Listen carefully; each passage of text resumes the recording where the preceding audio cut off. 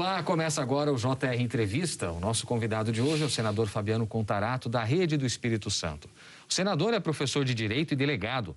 No Senado, ele faz parte da Comissão de Constituição e Justiça, da Comissão de Direitos Humanos e também da Comissão do Meio Ambiente. Senador, seja muito bem-vindo ao JR Entrevista, é um prazer receber. Eu que agradeço a oportunidade, estou à disposição.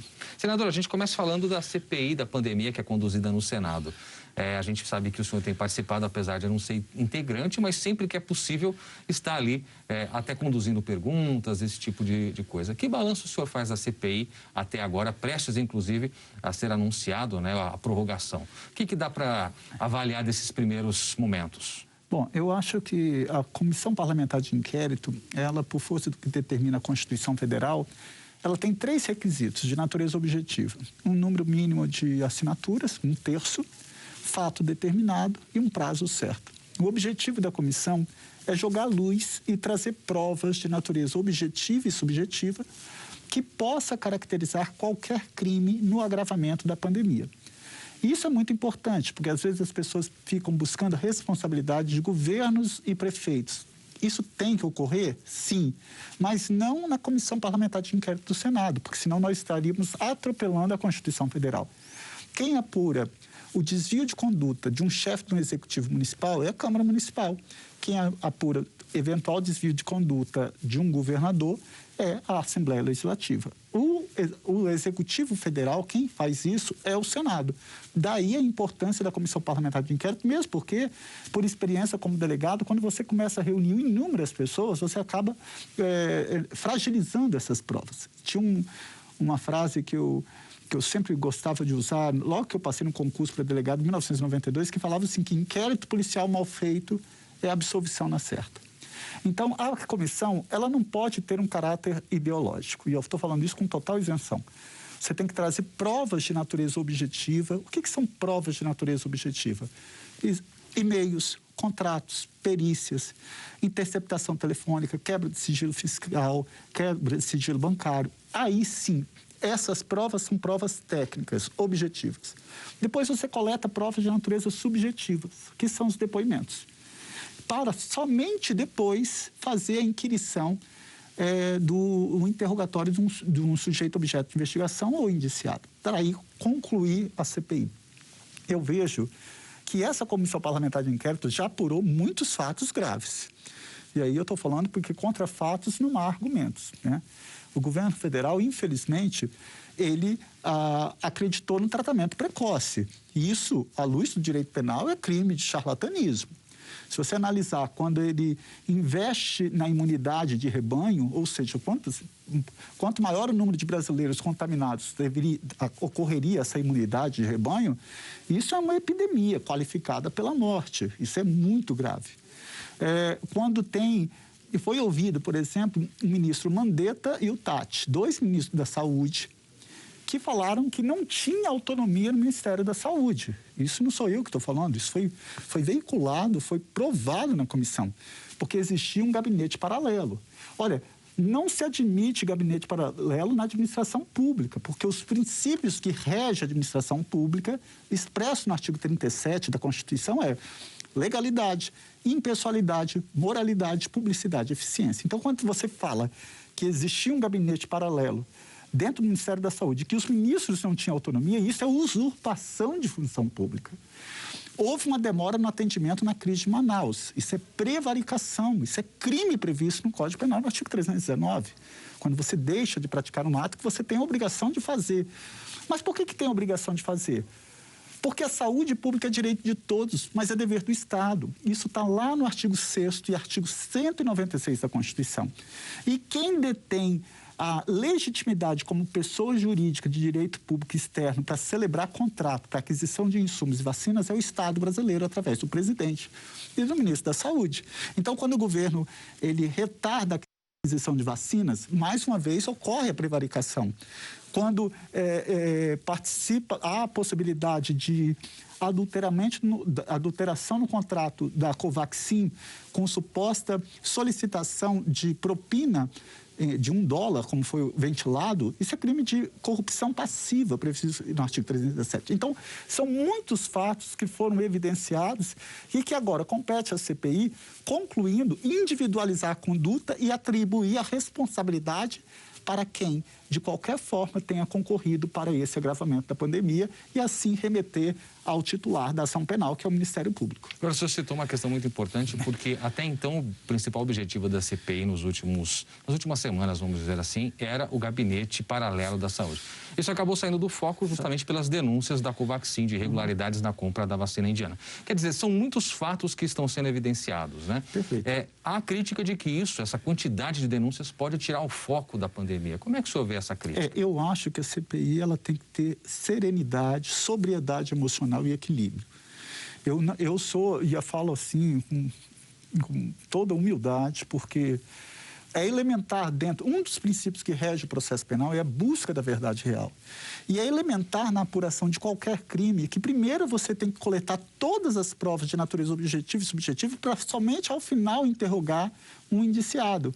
Mas você tem que fechar aquela denúncia. Então, por exemplo, se houve a denúncia de um funcionário do Ministério da Saúde, um funcionário efetivo, que alegou que estava sendo pressionado por 2 superiores hierárquicos e é levado à presença do presidente da República e denuncia essa irregularidade, o presidente fala que vai acionar o diretor-geral da Polícia Federal e assim não faz, e é esse fato que tem que ser apurado. Fechou a apuração dele, se agora surgiu um outro fato do encontro do ex-diretor de logística do Ministério da Saúde com o cabo da Polícia Militar num restaurante, num shopping aqui em Brasília, agora que aí veicula-se a hipótese até mesmo de adulteração desse contrato, mas acima de tudo, crime de corrupção passiva e ativa, tem que agora jogar luz nesse fato.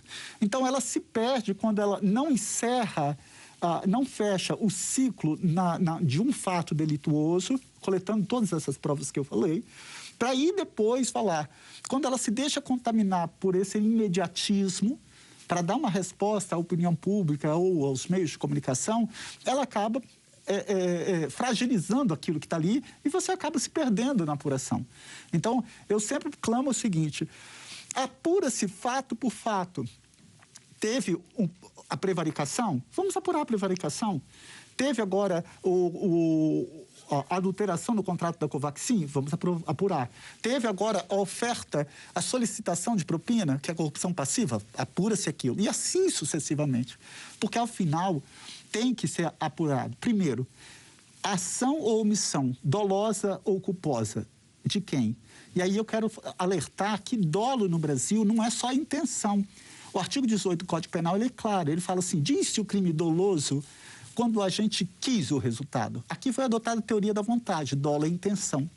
Mas o legislador, ele equiparou esse dolo direto ao dolo indireto, porque ele coloca uma conjunção alternativa, ou assumiu o risco de produzir o resultado. Então, o crime doloso no Brasil não é só a intenção, é também esse feito pela teoria do assentimento. Dolo é assumir o risco de produzir o resultado.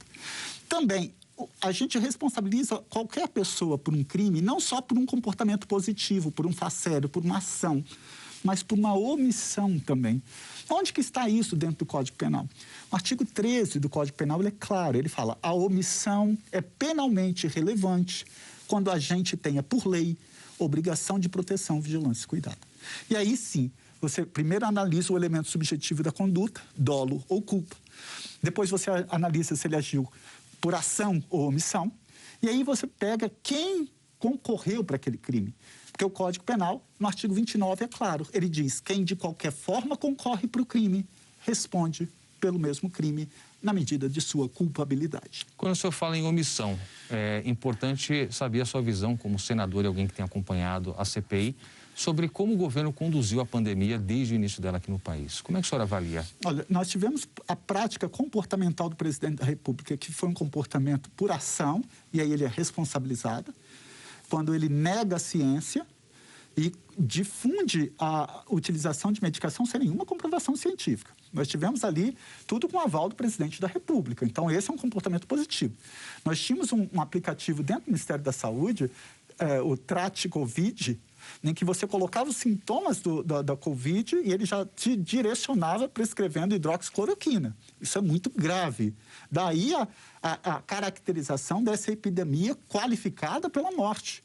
E isso é previsto no Código Penal com uma pena de 20 a 30 anos de reclusão. Então, você tem comportamentos que são por ação, como eu dei o exemplo aqui, mas também tem comportamento por omissão. Quando ele nega, por exemplo, 101 ofertas de vacina da Pfizer.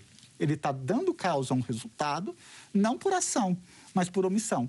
E a omissão dele é penalmente relevante? Sim, porque compete a ele, ao Estado brasileiro, dar garantia a esse bem jurídico tutelado que está expresso no artigo 6º, que diz que a saúde pública é direito de todos, mas é dever do Estado. E o principal bem jurídico que nós temos no Brasil, por isso que o Código Penal, o abre alas no Código Penal, começa nos crimes contra a vida, justamente com o homicídio, porque o principal bem jurídico é a vida humana, o respeito à integridade física e à saúde. Nesse sentido, senador, só para complementar nessa parte de investigação em que se coloca como foco a vacina e uma possível prevaricação do presidente. Perfeito. O STF já colocou que o funcionalismo público, isso inclui até mesmo o presidente da República, Perfeito. está sujeito aos fins penais. Perfeito. Ontem o presidente declarou que não é bem assim, ele não. Funcionários públicos, mas ele não. Como é que o senhor vê isso? De fato, ele está sujeito ou não? Ele pode ter prevaricado? Não tenho dúvida. O próprio Supremo já tem se manifestado sobre isso. Ele está nessa qualidade como agente político, como agente público, mas ele tem essa... O conceito de funcionário público para o direito penal, ele é muito mais amplo. Ele é muito mais amplo. Não é uma interpretação restritiva, ela é ampliativa. Então, a responsabilidade ali, ela é patente. E digo até mais, porque as pessoas podem perguntar assim, mas como que fica essa sequência, vários crimes? No Código Penal, isso se chama concurso de crimes. O Código Penal diz assim, o legislador, quando o agente que, mediante mais de uma ação ou omissão, pratica 2 ou mais crimes, idênticos ou não, qual a consequência? Aplica-se-lhe a pena cumulativamente. Então, por exemplo, julga procedente e condena pela prevaricação, pela inação com Manaus. Condena uma pena. Prevaricação pela não aquisição da vacina, outra prevaricação. Epidemia, está ali, condena. Aí você, ao final, você vai somando as penas que foram individualizadas. Claro, depois do contraditório e ampla defesa, que é uma diferença gritante. A Comissão Parlamentar de Inquérito, ela é equiparada ao inquérito policial.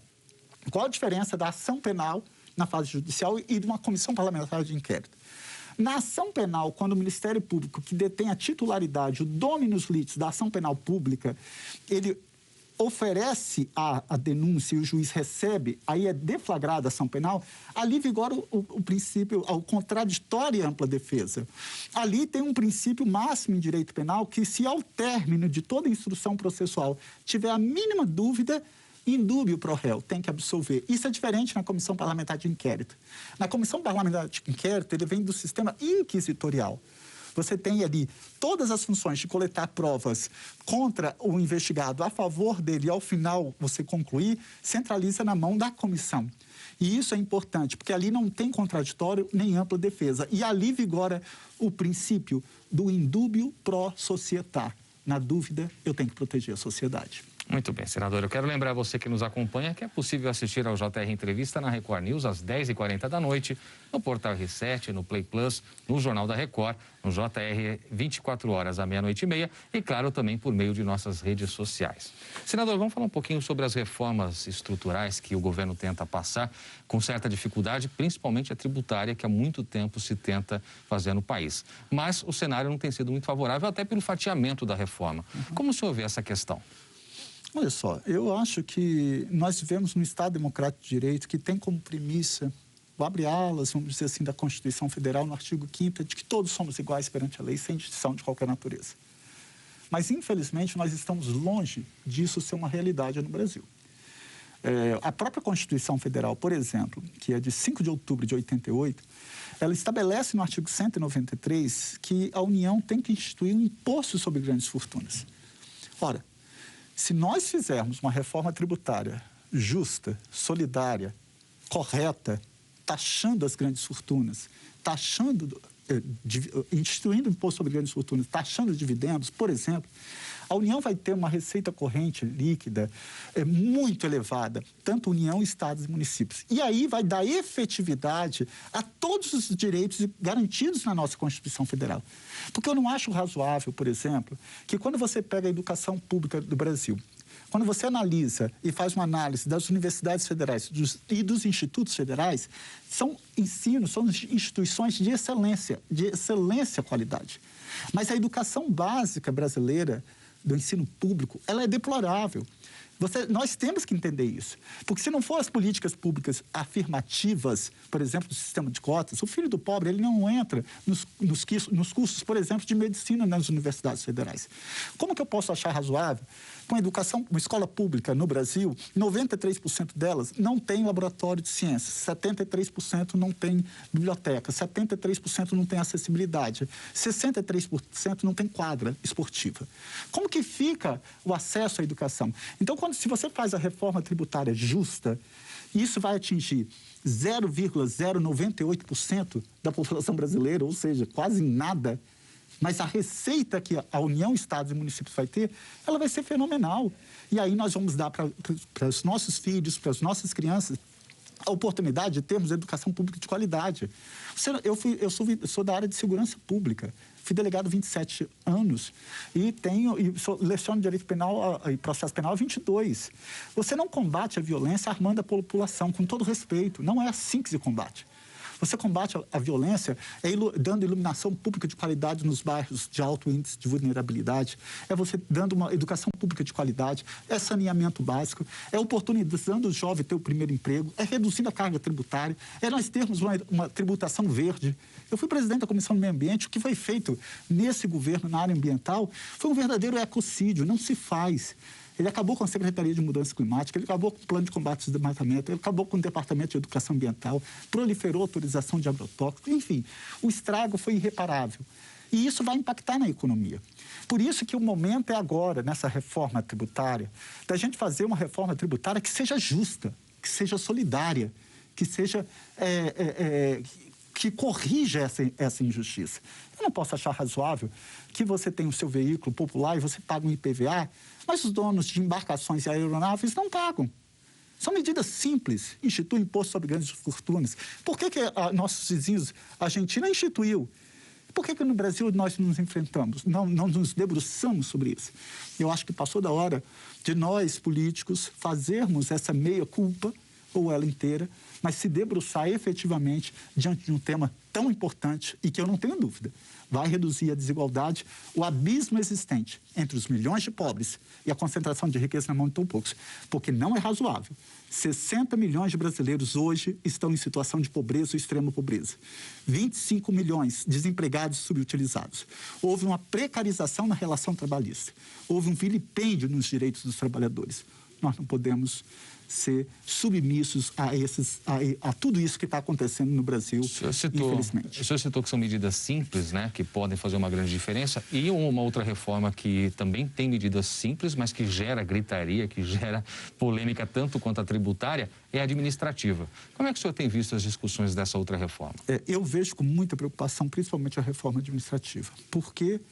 E aí eu quero fazer uma defesa do servidor público. Não estou falando aqui porque eu sou servidor público, longe disso. Mas nós temos que entender que quem é servidor público no Brasil? Eu não estou falando da nata que está aqui em Brasília, não. Dos salários elevadíssimos que nós temos aqui. Isso é um percentual ínfimo. Nós estamos falando de prefeituras, de servidores públicos que estão lá na ponta, nos rincões do Brasil, que ganham um salário mínimo.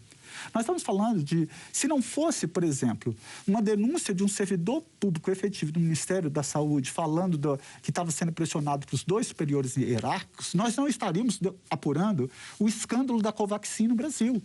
Se não fosse um servidor público como um policial federal que denunciou o que estava acontecendo no Ministério da Saúde, se ele não tivesse, por exemplo, a estabilidade, nós não estaríamos apurando e nós ainda teríamos o ex-ministro do Meio Ambiente no Estado brasileiro.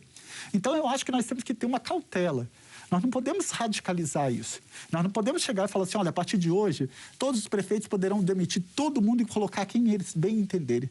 Não é isso. Eu clamo por um serviço público de qualidade que seja responsabilizado. Para isso que existem as corregedorias. Mas um dos princípios que rege a administração pública é a eficiência. Está lá no artigo 37, deve ser obedecido. Então, eu acho que essa reforma administrativa, eu vejo ela com muita ressalva, porque ela vem com um discurso que não vai atender a população, não tenho dúvida disso. Muito bem, senador. Olha, o JR Entrevista vai agora a um rápido intervalo e na volta a gente vai conversar um pouquinho sobre a política ambiental brasileira. Não saia daí, a gente volta já já. Estamos de volta com o JR Entrevista. Aqui com a gente hoje o senador Fabiano Contarato, da Rede do Espírito Santo.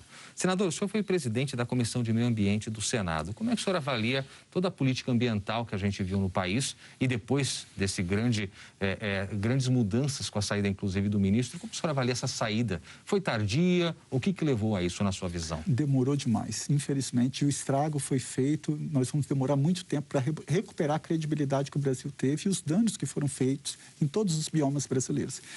Nós temos que entender e recordar que uma das plataformas do atual presidente, antes de ser eleito, era acabar com o Ministério do Meio Ambiente. Ele não conseguiu fazer isso de direito, mas ele literalmente acabou com o Ministério do Meio Ambiente. Quando ele enfraquece os órgãos de fiscalização. E o IBAMA e o ICMBio, ele enfraquece, você diminui. Na prática criminosa, e aí vale para o direito ambiental, existem 3 fatores que são de extrema importância que você mitiga e você reduz o índice de criminalidade. O primeiro dele é a educação. Então, ele acabou com o Departamento de Educação Ambiental. Ponto negativo, isso vai influenciar no aumento de desmatamento ou de queimadas, não importa. Fiscalização. Esse é o segundo ponto importante para você mitigar os danos em qualquer prática criminosa, seja ela na ambiental, seja nos crimes contra violência doméstica familiar, seja os crimes contra a dignidade sexual, não importa. Então, se você não educa, se você não fiscaliza, e se nós temos uma legislação que garante não a sensação, mas a certeza da impunidade, temos 3 elementos que vão fazer com que aquela pessoa que afeta a prática criminosa, ela vai ter um incentivo a continuar praticando esses crimes com dano irreparável. Só para você ter ideia, na área ambiental, além dele acabar com o plano de combate ao desmatamento, com o Departamento de Educação Ambiental, que proliferou mais de 1.000 agrotóxicos como a atrazina, o acefato. O herbicida da água brasileira é 300 vezes mais nocivo à saúde do que o permitido na União Europeia e no Reino Unido. Então, criminaliza-se ONGs, reduz a participação da sociedade civil. E a imagem do Brasil, para consertar essa imagem, o senhor acredita que... Nossa, vai demorar. E pior que eu fui o portador de uma notícia muito ruim na COP25 em Madrid. Porque pela primeira vez foi reconhecido esse desmonte na área ambiental num documento oficial do Legislativo, quando eu avaliei as políticas públicas de mudança climática. Porque até nisso o governo é negacionista, com todo respeito. Ele entende que o comportamento humano não afeta no clima. Olha, o que aconteceu no Pantanal foi uma tragédia já anunciada. É necessário que as pessoas que estão nos assistindo, ela tenham a plena convicção do que eu vou falar aqui. Um dia de funcionamento na floresta amazônica equivale à produção de 20 bilhões de toneladas de chuva, que formam os rios voadores que vão fazer chover no norte, no nordeste, no sul, no centro-oeste, nos mares, para controlar a salinidade. Para fazer o que a Amazônia faz em um dia, nós precisaríamos de 50 mil Itaipus. E para construir 50 mil Itaipus, levaríamos mais de 150 anos. Então, a China esteve aqui e acredita numa economia verde. Eu acho que nós temos que resgatar a imagem do Brasil dentro e internacionalmente no que tange à preservação ambiental. Para a gente encerrar essa questão de meio ambiente, senador, a gente sabe que o INPE também acabou impactado pela questão de monitoramento espacial. Como o senhor viu essa decisão? Uma outra decisão extremamente equivocada. Nós tivemos lá o Ricardo Galvão, que foi exonerado por estar divulgando os dados técnicos e científicos. Isso é muito grave. Daí a importância de você ter um fortalecimento das instituições e o servidor público, você ter esse know-how, você ter essa estabilidade ali para determinadas funções, que é essencial, porque senão não vai funcionar. Agora, como que você criminaliza? Nós tivemos um ministro da Educação que queria tirar verbas dos cursos de Sociologia, Filosofia e Antropologia, como se fossem cursos que não dessem retorno. A minha formação é no Direito, mas eu não seria nada se eu não tivesse feito leituras nessa área. Então, eu acho que nós temos muito que avançar. Eu acho que a saída do ex-ministro já foi um passo importante, mas a responsabilidade de toda e qualquer ação que ele fez na pauta ambiental tem que ser apurada e responsabilizado quem, de qualquer forma, tenha contribuído para a violação daquele direito à preservação do meio ambiente, que é expresso no artigo 225, que diz que todos temos direito a um meio ambiente ecologicamente equilibrado. Senador, a gente tem um minutinho só, mas eu não poderia deixar de falar nesse bloco sobre a questão do combate à violência contra a mulher, que é uma das suas pautas. O senhor relatou um projeto muito importante de criação do funcionamento ininterrupto de delegacias especializadas. Perfeito. Como é que está esse projeto?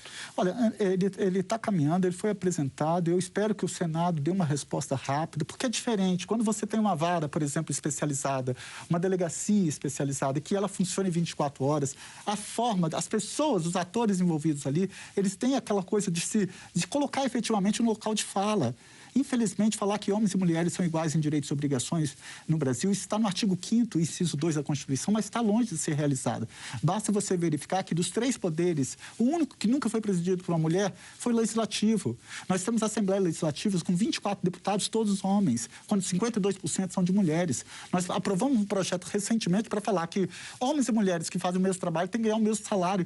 Gente, nós estamos em pleno século XXI. Nós estamos debatendo uma coisa que é elementar. Então, eu acho que o Senado tem que dar uma resposta célere, o Congresso tem que fazer isso e espero que o presidente da República tenha a sensibilidade de entender que no Brasil homens e mulheres são iguais em direitos e obrigações. Infelizmente, isso está longe de ser uma realidade também no Brasil. Muito bem, senador. Olha, a gente vai para mais um rápido intervalo e no próximo bloco a gente trata dos bastidores das eleições do ano que vem. Não saia daí, o JR Entrevista volta já. Estamos de volta com o JR Entrevista. Hoje o nosso convidado é o senador Fabiano Contarato, da Rede do Espírito Santo. A gente fala agora da projeção das eleições para o ano que vem, senador. Existe uma conversa de bastidor de que o senhor pensa em trocar de partido, deixar a rede. É verdade? Que partidos estariam aí na sua mira? Bom, isso é verdade, eu já anunciei, eu tenho um carinho enorme pela Rede de Sustentabilidade, mas eu também tenho que ter um movimento que vai me fortalecer dentro do Senado, até mesmo porque para eu ocupar determinados espaços, então para você fazer parte, por exemplo, da CPI ou para você fazer parte de determinadas comissões, você tem que estar num partido muito mais estruturado, com todo respeito. Então é óbvio também que o meu comportamento enquanto parlamentar, eu tenho uma identidade que ela tem mais adesão a partidos mais progressistas. Então, eu conversei com vários partidos, mas os 3 partidos que eu estou com uma conversa muito mais, vamos dizer assim, mais sólida, é o PDT, o PT e o PSB. Então, esses 3 partidos, mas eu ainda não defini, isso é uma questão de tempo, eu quero definir isso o mais rápido possível, porque, como eu já anunciei a minha saída da Rede de Sustentabilidade, eu tenho que ir para um outro partido e a decisão vai ser dentro de um desses 3 partidos, ou o PSB, ou o PT, ou o PDT.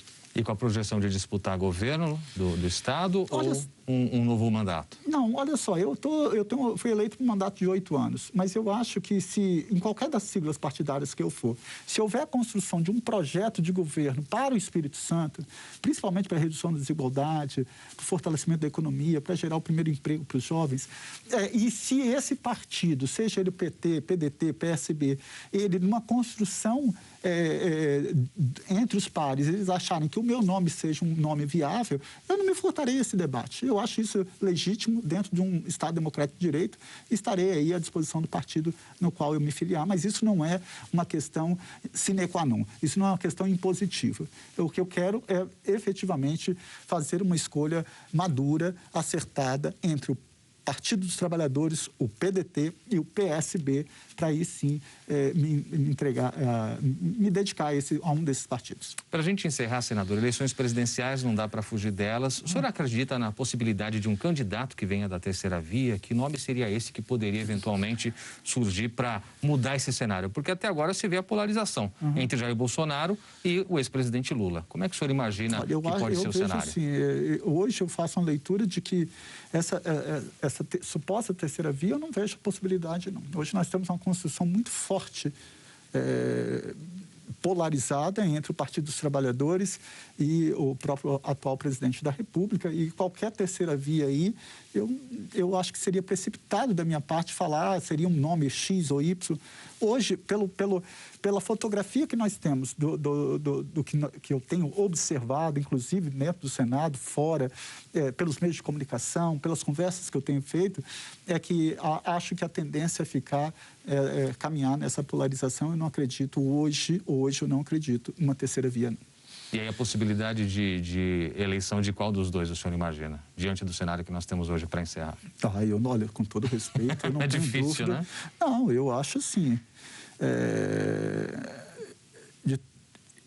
A democracia é o terreno perfeito para você plantar e colher direitos. E qualquer pessoa que flerte com o fascismo ou que vilipendie aquilo que eu chamo que é a espinha dorsal do Estado Democrático de Direito, que é a Constituição da República Federativa do Brasil, eu não estarei do lado dessa pessoa. Muito bem. Senador Fabiano Contarato, um prazer recebê-lo. Muito obrigado por participar do JR Entrevista. A gente fica por aqui. Lembrando que você pode assistir ao programa na Record News, às 10h40 da noite, no Portal R7, no Play Plus, no Jornal da Record, no JR 24 horas, à 00h30 e, claro, por meio de nossas redes sociais. Muito obrigado por sua companhia. A gente se encontra no próximo JR Entrevista. Até lá.